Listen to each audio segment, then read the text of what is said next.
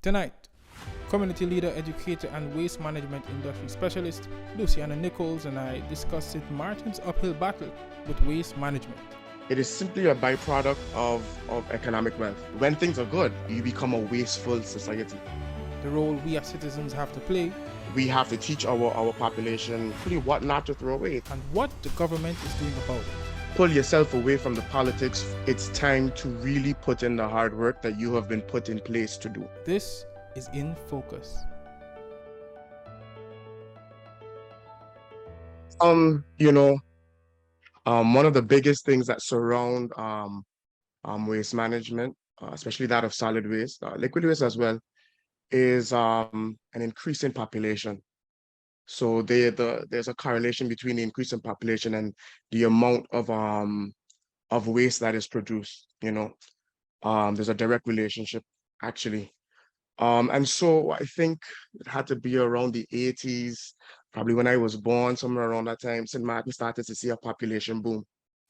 And while that was wonderful for the economy, I do believe that the leaders at that time did not take into consideration how that would affect waste management on St.Maarten. And so it has been spiraling out of control since then. Yeah. Fun fact, the landfill wasn't always where it was now. It used to be in Point Blanche. It was far away from what we would like to call civilization. But the powers that be made some decisions that have left us with what we have here today, and so I would like to think that that's really where the problem started. It's not an easy problem to fix, after you've allowed it to sit there and fester for so long. Before we continue into that, you sit in a peculiar position from any other citizen, from majority citizens on the island, because you are in the waste management industry. Uh, from where you sit, how do you see this issue differently from a regular person like myself? Um, well, I am familiar with the day-to-day tasks of specifically waste collection because my family has been doing waste collection for a very long time. And most people in St. Maarten don't understand what it actually takes to be able to just pick up your waste and transport it to the landfill as it is right now. It is an expensive operation, it's a time-consuming operation. And from that perspective, I guess I have a unique outlook as to of waste management here at St. Maarten. I've seen the dump when it was way smaller than it is now. When I was a little boy, my grandfather was transporting waste at that time, and I'm regularly on the landfill now. So I've seen how it has grown. Um, I see how people treat waste management here at St. Maarten because unlike other countries in the world, they don't have to pay for their waste to be picked up. There are no fines if you don't if you dispose of your garbage the wrong way. And so there's a lot of I would like to say like a don't care attitude surrounded solid waste management here at St. Maarten because it doesn't really affect people the way they think it does. Has it always been like this? And so I can really tell you about the last let's say 10 years. I've been working in the family business for the last 7 or 8 years. It's been like this for sure for the last 10 years. I think at the beginning, maybe with less population, there was something different. But I don't think it was much different than it is right now. You know, when you throw away your garbage, you don't really care where it goes once it's not in front of your house. And that's the attitude that we get when we're out cleaning up. And sadly, persons come to the island because St. Martin's core, it's centered around immigrants. A lot of persons coming and going. And sadly, everybody comes and they adopt the same negative attitude Hmm. as it relates to garbage disposal. You said in your monologue that we all have a part to play in the months that we face today, which you already started to explain. But when you think about it and you try to dissect it a little bit, what do you think is the greatest ill that the society has made? What do you think is the greatest mistake that we have made or continue to make? You know, while I wouldn't like to describe it as a mistake, but I think it is simply a byproduct of the good times. It is simply a byproduct of economic wealth, of that economic boom. Um, when things are good, you tend not to think about those kinds of stuff, you know. And I do believe that that's kind of where we went wrong. We weren't able to taper ourselves. We were like, okay, I have this TV. 2 years later, boy, that's a bigger TV. I want that TV. Where does that TV go? Okay, maybe you might move it into another room. Maybe you might give it to a neighbor, but maybe you have no other use for it, and so that's in a truck going to the landfill. There are a lot of different things that before St. Maarten is what before St. Maarten was what it is today. We reused everything that we had. Very little was thrown away. When I talked to the older St. Martiners, they would tell you, use, and then you throw away. But when things are good, I mean, you become a wasteful society, and Yeah. that's where we are today. So it definitely seems as though one of the biggest things is a change of attitude that needs to happen. Uh, Hmm. are you confident that something like that can happen anytime soon? Yes, yes, yes. But I do believe it starts with education. You know, Other than waste management, I work in waste management, but I also work as a high school teacher. And I do believe that if we start in the schools, we start teaching our youth on one, being proud of your country, and with that pride you would want to keep it clean, but also how to keep it clean, you know how to not be wasteful, how to reuse, uh and start teaching them about recycling and all those kind of different stuff. You would be surprised how influential a child can be on an adult. You go to school, you're learning one thing, and then when you reach home, your parents are doing something else. Especially little kids, they'll be in your skin morning, noon, and night. No, no, no, mommy, no, daddy. Teacher said to do this, do this, do this. And if we start with education, and that's with many things here on St. Martin, but especially with waste management, if we start with education, that would be the first steps into really starting to tame the problem that we have with wastefulness here. In the Netherlands, it goes without saying, this is taught from primary school right up. Yeah. It's ingrained into them. Yeah, and for a lot of persons who might not know the extent of the problem, because we walk around and we see things that we just see it as normal. St. Martin has the highest municipal solid waste generation in the Caribbean, 9.7 kilograms per capita per day, adding up to 300,000 tons per annum. This includes the thousands of tons of waste generated by the million or so tourists annually. The island has major waste problems due to the poor state of the landfill, frequent toxic landfill fires, low waste separation, insufficient recycling, and inadequate waste management practices and policies. The ineffective disposal of waste causes health hazards, air pollution, and water and soil contamination. It's a whole lot to take in. Now, I imagine that this would take a massive effort to get this issue rectified. Where do we start? Well, we said education. Well, what else can we do outside of the classroom? So we start, and to pinpoint, there's a gentleman that's doing some wonderful work when it comes to education right now. That is Mr. Claude Javois. He has a few of the high schools now doing recycling here at St. Martin, and they are transporting their recyclables to the front side. So there needs to be a large public campaign. So apart from dealing with the schools, you have to have a campaign to educate your adults as well.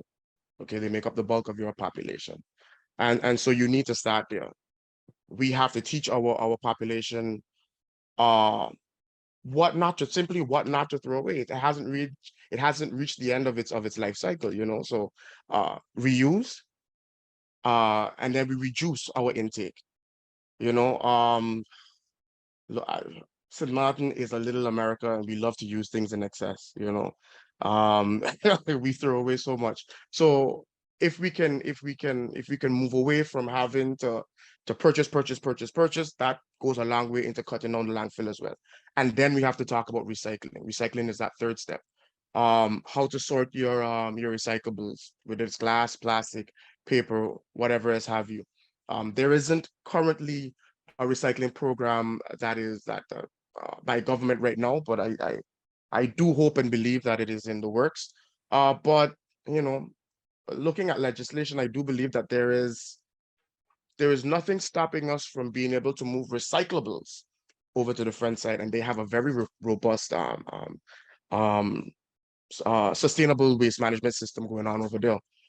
So we might have to look at speaking to our neighbors to the north and seeing how they can help us with the problem that we face over here, and simply educating our people as to what to do next. You know, if we take that approach, I do believe in the next maybe 10, 15 years, we should be able to have tamed what we have there. Yeah, You know, I with, want to. with recycling it, with recycling is rough because with a small island like this, it's going to be difficult to make money from your recyclables. You need a lot of volume.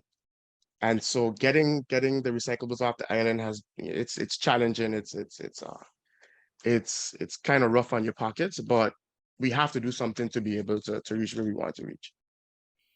Yeah, I want to speak about what our leaders are doing. But before I do that, when Mhm. we talk about reusing, what is an example of something that can be easily reused that persons throw away very quickly? Um, so I can give you a story. My grandmother is a reuse freak. Um, I was 95, and that was the first major hurricane that I experienced here in St. Maarten, Hurricane Louis. After that, St. Maarten was destroyed, and we had limited resources. My grandmother had paper plates at the time, and I saw my grandmother wash paper plates and hang them up to dry. Um, Plastic cups and those kind of things, wash them, hang them up. We're running from washing, but honestly, moving away from single-use plastics that we're just going to use and throw away is one way that we can look at reuse. So you're just using cups and glasses and plates that you just wash and you put back. If you want to use the paper, if you want to use the plastic, you can actually, maybe not paper, but the plastic, you can wash that too and extend its life. It doesn't have to necessarily be one-time use. Um, Peanut butter, jars, we had those were cups. They weren't the cups for the nice occasions, but they were the cups that you used every day. Yeah, Instead of throwing them out as soon as they're empty of peanut butter. Small things like those, clothing. There's a Salvation Army here on the island. Donate those clothes instead of throwing them out. Things like those can be reused. Other things too, you can probably think about changing the use of the item as well. If it's a cup, maybe you want to use it for something else. I don't know, something to water your plants, whatever, but you might have to be creative. But those opportunities are there. yeah. So I guess a part of this campaign, the focus not only has to be that we should reuse and recycle, but what we should do when we reuse it.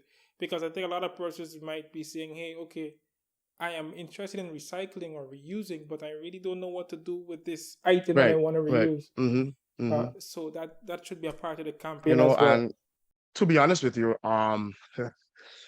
we live in an age where that information is readily available. There's a few Yeah, strokes on the keyboard, and you can find so many ideas on the internet. And so yeah, just use the resources that you have, and you'll find a use case for a lot of the stuff that you throw away. um, a lot of the responsibility falls on our leaders. Um, the citizens, of course, has a role to play, major role, but the leaders are the ones who set everything in motion. It is a quote by John Maxwell that says, everything rises and falls on leadership." So they are very much accountable to anything that happens as it relates to this particular issue. Uh, and persons might ask, what is the government doing? I think that's a question a lot of people like to ask. As soon as you're in government, anytime you're in any kind of leadership position, what are they doing? Yeah. The government of St.Maarten, with the support of the International Cooperation Agency of the Association of Netherlands Municipalities and the National Recovery Program Bureau, has implemented the program Integrated Solid Waste Management in St.Maarten by 2050. By 2050, the country is striving to be bound by the laws of the circular economy, where waste is minimized, products are reused, and the value of raw materials is retained throughout the product's life cycle. The government wants an island that is one of the cleanest and greenest in the Caribbean. In an effort to achieve this, the government seeks to implement an integrated solid waste management system in St.Maarten by 2030. In this system, St.Maarten's waste is disposed of, reused, or recycled in line with international best practices and minimal environmental impact. Given our inefficiencies in the past when it comes to certain things, um, how much faith do you think we should have in our leaders to ensure that this happens? Okay. I did see, I'll start by saying I did see government's plan. I told them, quite frank, that those plans were lofty. Um, because there's a lot they're trying to do in a small space of time. But yeah, I mean, you have to begin somewhere. Yeah. Okay. So I do believe that the current initiative that the government of St. Maarten has is the correct one. The question is, will it be executed? Mm. We've had attempts at this before, and the problem lies with execution, and usually that problem lies in the problems that we've been having with political stability here on the island. So how confident am I that um the current establishment will be able to carry this out? I don't know. I'm hopeful. That's all that's all I can Yeah. say about that. But confidence is not that high. I'll just be frank when it comes to Yeah. that. It's gonna take an effort across the board. So it has to span party lines, Yes. and St. Maarten is so fragmented right now that it's going to be difficult for us to be able to get that off of the ground. Everybody goes in with their own agenda, and then that gets put to the side. I've always stated before that if you're in there, work on what the previous administration has been working on, whether or not it's your idea or not. If it's good for the country, work on it, get it done. That's all we really need right now. Like, just Yeah. work on what is there in the pipeline already, push it through. Yeah. But politics is a rough playing field. It's almost as if every election the country starts over because nobody wants to continue. There is no Everybody, continuity. no. Correct. And I guess the ego part of it says, hey, if I build a road, I want this road. I want people to know that I built this road. I don't want person to say that the other government started it tonight. So, as you said, it has to span across party lines. And sadly to say, at least for now, we're not as confident in our system, our political system, to ensure that this happens. So in 2050, where do you think we'll be 2050? Do you think we still have this conversation in 2050? Well, the truth is, there are a lot of there's a lot of pressure on St. Maarten to get this done. A lot of those funds that have been received is tied into them getting it done. So by the hook or the crook, we're gonna have to swallow that pride and get it done. Elections are coming up. Um, Once again, I too will be contesting those elections. Um, and I'm just hoping that I'm just hoping that we make some changes inside there that will be beneficial to the country. That's all I'm saying. I do believe with the right set of people inside there, and we just keep on doing what government has been doing, we're gonna make it. We'll make it with ease. We have the resources to make it. We just need that will and that political maturity. Yeah. And you brought it up. You said you're contesting for the next elections. And if you're successful, is this one of the things that you plan to focus on? Oh yeah, oh yeah, for sure. I'm tired of it. I think everybody else is, and becoming. I mean, as I guess most people know now, I'm a father, first time father, and when I look, I'm in my, I guess it's late 30s now, Jesus.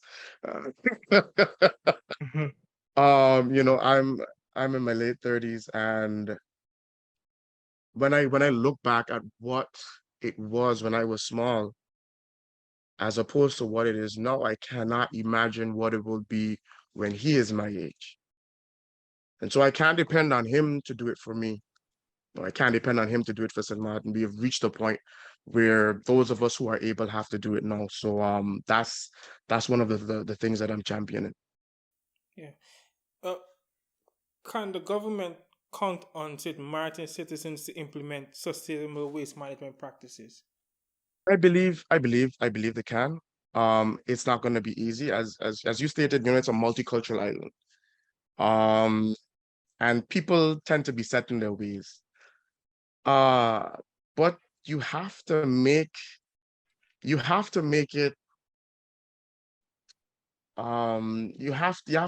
make it unpleasurable to continue the way you're going right now. What I mean by that is that you might have to start hurting people's pockets. Um, a lot of it is going to be cleaned up with the education, but for those that don't want to learn, you're gonna have to enforce fines. Um, we may have to start putting in something towards the collection and the collection and um how you say that again, and how we deal with our garbage. So we have to put in money for that. Okay. In every other country, you pay to collect your garbage. You pay to have it be recycled. You pay for it to be put on the landfill, for it to be refined. Whatever you have to pay money. It's an expensive operation, and so St. Martiners have to pitch in. You know, we can't sit on the sideline, complain, and then we're not actually doing something about it. But I do believe that if you have good leaders, as you said it wonderfully, it starts with leadership. Yeah. If you set that example, then the people have no choice but to follow. And so with strong leadership, I do believe that we can spur the St. Maarten people on to doing better where waste management is concerned.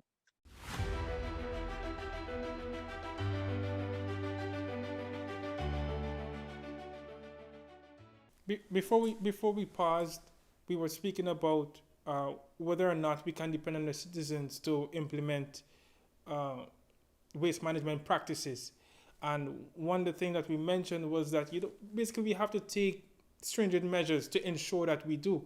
And I remember being in Jamaica at a time when they were pushing the plastic ban, and you said people are stuck in their ways, and I saw it on the ground. You're accustomed going to the supermarket with your plastic bag. You're accustomed having a bucket load of plastic bags in your home in under your kitchen cupboard, and when you go to the supermarket, you expect to get a bag, but when the government said, "Hey, no plastics," persons started to, of course, mumble and got angry, and it took a while for persons to remember that when I go to the supermarket, I have to carry a cloth bag or something like that, or I have to prepare to buy a paper bag because you had nowhere else to put it. The Jamaican government really showed a little bit of tough love to get persons to get on program with the plastic ban, and I think that's where we need to go. You know, we have that ban. I do believe we have that ban on plastic bags. Parliament passed that legislation, if I'm not mistaken. But with many things, St. Maarten is lenient. You know, they're like, okay, you know what, okay, we'll still allow you to import and use plastic bags and stuff like that. But yeah, there comes a time when enough is enough. When I went to school in the Netherlands, I wasn't accustomed to how they did things over there. And yeah, it's a shock. You learn to walk with your bag. Sometimes there's a whole trolley you have behind of you, and you can put your groceries in that, put them on the tram or the bus or wherever you're going, and everyone does it. So it's not out of the norm. And that's what we have to strive for here on St. Maarten. Yeah, and one of the things that persons don't realize is that this issue of waste management or poor waste management is not just affecting us as citizens. It's not only the smoke isn't only affecting person with asthma or breathing conditions. The sewage water isn't just affecting, giving us diseases and so forth, or giving us a bigger risk to these type of waterborne diseases, but it's also affecting other parts of our economy. St.Maarten uses more than 2 billion plastic straws a year. A 2017 study estimated that $8 million in tourism revenue could be lost each year for every 15 items of beach litter. The Nature Foundation of St.Maarten has said that St.Maarten's coral reefs are dying due to the disease and poor wastewater infrastructure after they indicated the presence of tissue loss disease on several local coral reefs.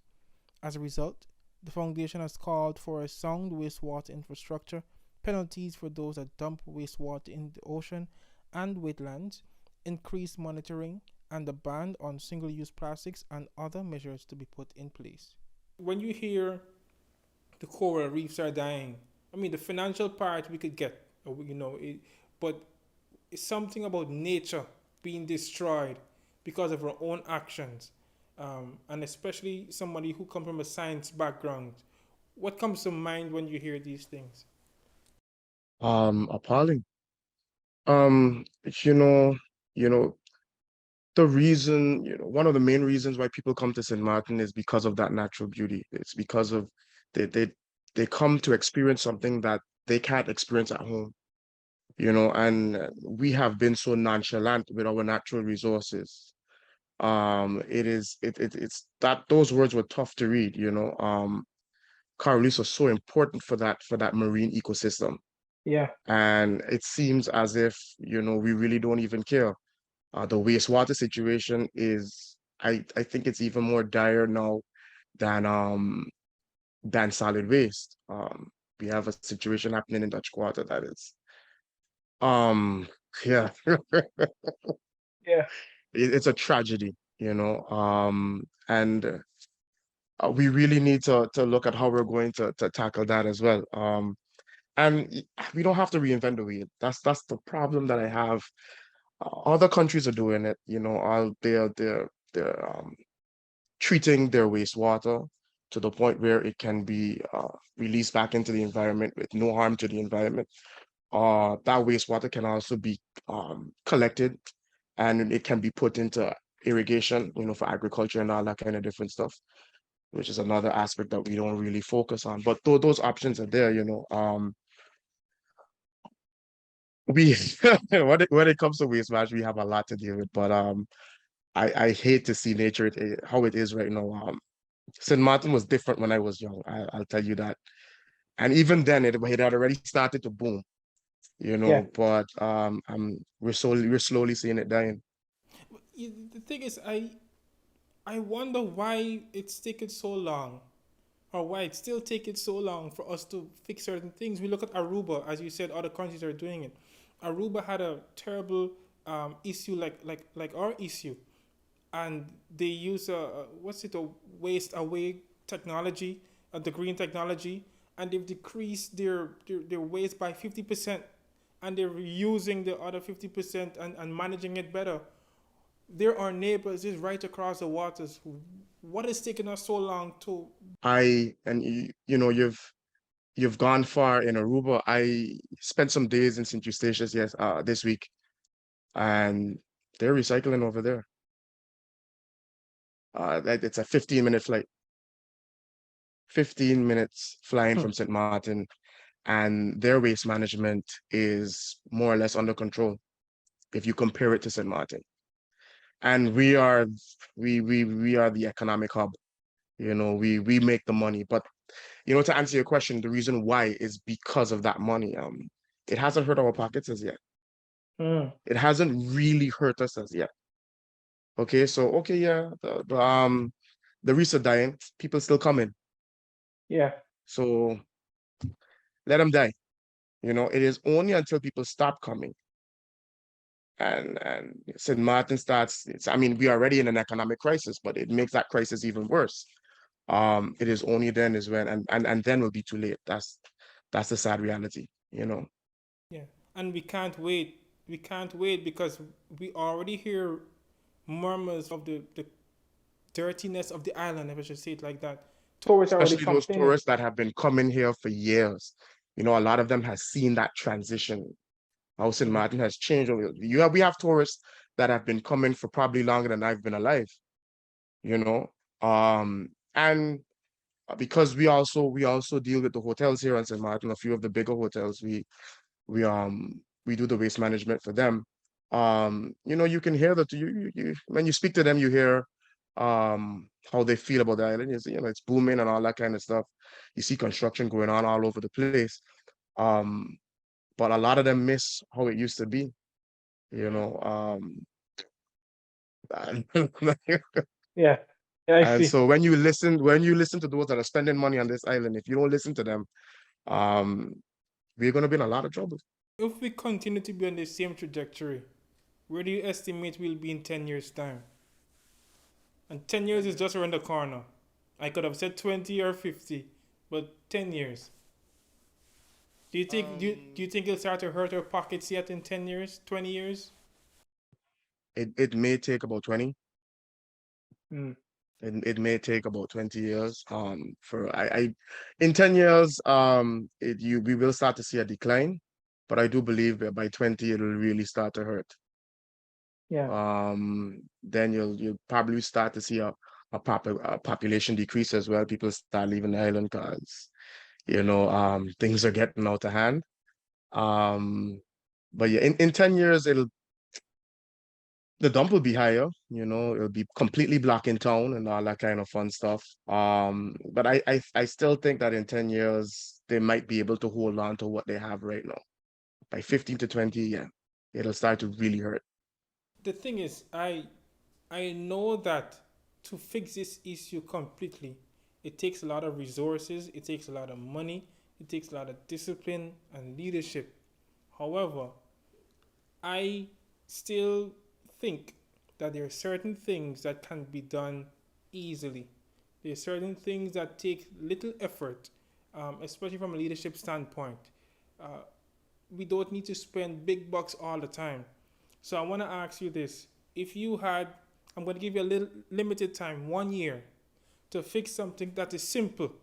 And at the end of this year, it must be completed and it must be to the effect of, better waste management. You have 1 year. What would you do in that year? In 1 year, solid waste management would be difficult to see any big accomplishments. It's going to take um it'll take a whole lot. But if in a year we can put out a robust campaign Yeah. to just reduce. Mm-hmm. Mm-hmm. We start with the schools and we move on to the general public. That would be something that it's really not a huge investment on government's part, because all you're looking at is education, educating people. Yeah, what is amazing to me on St. Maarten, we have so many billboards that advertise alcoholic beverages. Hmm. But things such as don't throw it outside, or reuse this or whatever, those kind of campaigns we seem to not want to do. So a robust campaign where that is regarded would go a long way into slowing the Yes. growth that we have right now. In terms of liquid waste management, I do believe we need more than one Oh yeah. waste management plant. That just can't work. There should be one in that Belvedere area, um, and maybe one over Coal Bayside, and that will cut down on a lot of the sewage that we see going through the streets and all that kind of stuff. Right now, it's sewage is difficult because most people aren't hooked up to any sewage lines and all that kind of stuff. But I do believe even if we make those those treatment plants closer to areas that are densely populated, maybe it can cut back on the prices people pay to have the sewage pumped because they don't have to go as far. You can change prices like that. And so that's another way that we can look. I believe that can be done in a year. With the way we deal with construction here, that can definitely be done in a year. I thoroughly believe that as well. Closing thoughts. What would you say to citizens and or leaders? To our citizens, be mindful of what you throw away. Be mindful of what you can potentially reuse.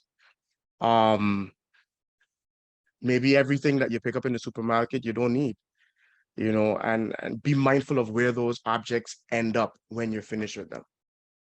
It's not that you're simply throwing it away out of sight, out of mind, but it goes somewhere, and where it goes is affecting our environment. Um, and so if you want to live on St. Maarten, if you want to see St. Maarten reach anywhere in the future, then just be mindful of these things, you know? To our leaders, it's time. It's time to really put in the hard work that you have been put in place to do. If you can pull yourself away from the politics for just a few years, it would go a long way into realizing a St. Maarten that all of us would be proud for. So that's what I have to say to our leaders and our people. And I really hope you're listening. Thank you very much for sitting down with me, Lucho. This has been You're welcome.